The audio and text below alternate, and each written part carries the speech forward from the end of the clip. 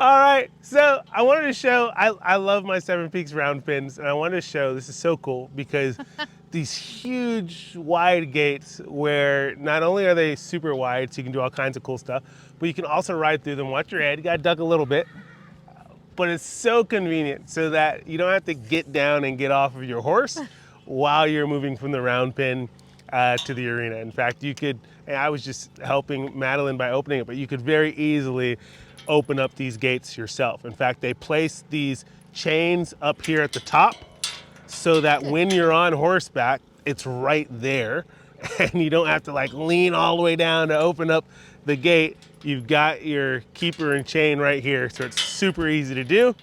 And because of the height and width of this, you could probably ride an elephant through here.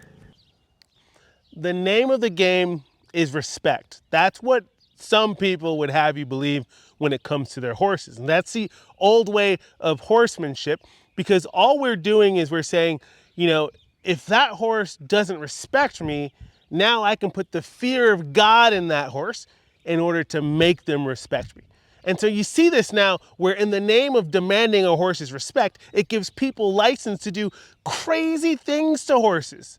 I've seen these respect clinicians literally beat on a horse in order to make them move their front end over until that horse's eye has swollen shut. I've seen that in person, and I know others who have seen it as well.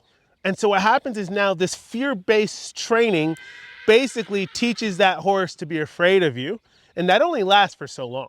Like until something else that's more scarier comes across, whether it's a swarm of buzzing bees on the trail or sniffing a bear, well then they are going to defer to that instead of you. The old way of talking about respect is about putting fear into those horses. The new way, the way that I like to talk about respect, is leading with love, where we are not forcing or demanding that respect from our horses, but we are earning that respect from them every step of the way. Never make your horse respect you. Never.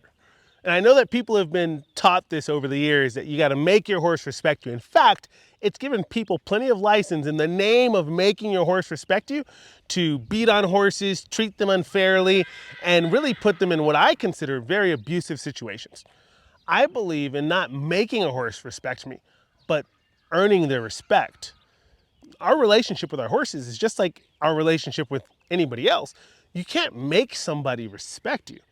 That's something that you have to earn by proving to people or your horse that they can trust you, that you're fair, that you're kind, and that you are willing to listen.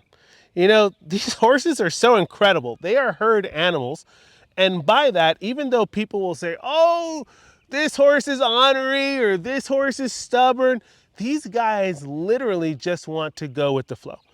If I could read my horse's mind, half the time what they're telling people is, hey, can you just tell me what it is you like of me?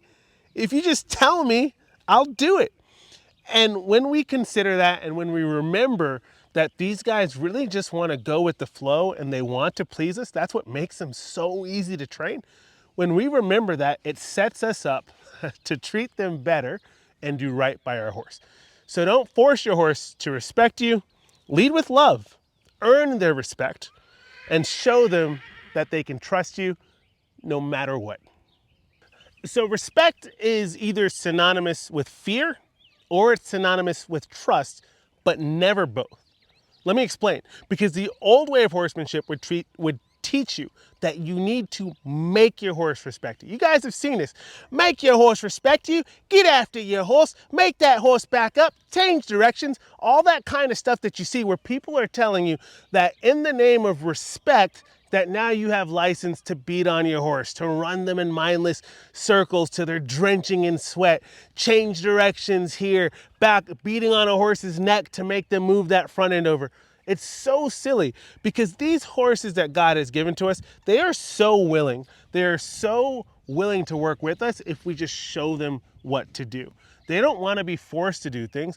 We rather earn their respect. And that's what I mean where I say that it's either based on fear or it's based on trust. We want to earn their respect by showing these guys that we care about them, that we're going to take good care of them. that we're willing to listen when they're struggling with an issue instead of just beating them out of it. A horse can feel and recognize that difference in a handler that leads with love versus one that is bashing and thrashing and abusing a horse in the name of respect. I much rather have a horse that trusts me and cares for me, because that's going to be the horse that is going to take care of me on the trail or in the arena or whatever is going on. Instead of running and taking off, that horse is going to stick with me and make sure they take care of me, because we have that strong bond and connection that's been built out of trust.